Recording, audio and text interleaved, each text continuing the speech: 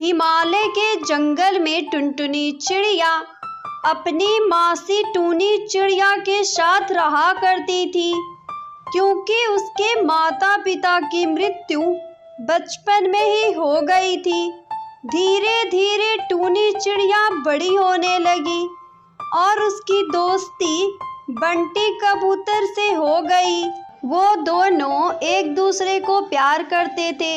एक दिन उसकी मासी उन दोनों को रंगे हाथों पकड़ लेती है।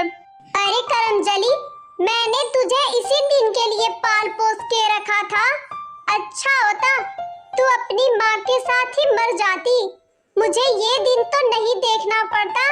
आने दे तेरे मौसा जी को, मैं उनसे तेरी शिकायत करती हूँ। इस घटना के बाद टूनी चिड़िया टुनटुनी को एक कमरे में बंद कर देती है और कुछ दिनों बाद टुनटुनी की शादी एक गरीब परिवार में टुन्नू चिड़ा के साथ कर देती है।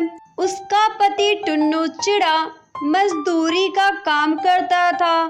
टुनटुनी चिड़िया उसे अपनी किस्मत समझकर ससुराल में खुशी खुशी रहने लगती है। ऐसे ही एक दिन टुनटुनी चिड़िया अपने कमरे में बैठी होती है।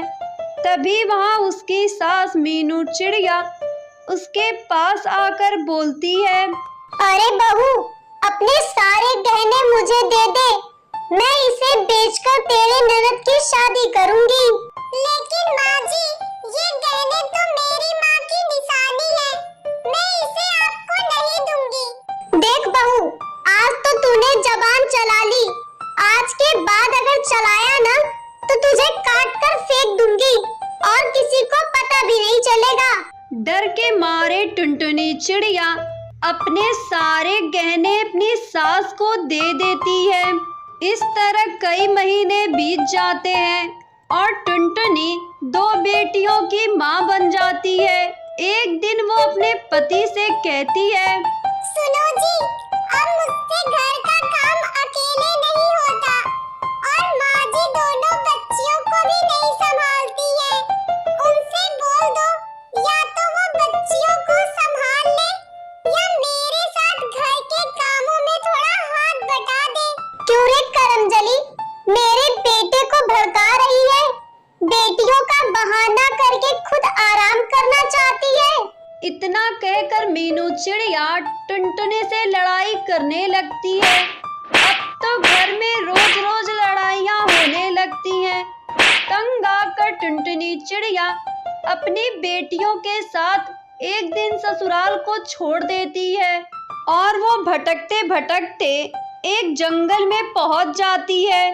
वहां वो देखती है कई सारे पक्षी चूड़ी बेच रहे होते हैं।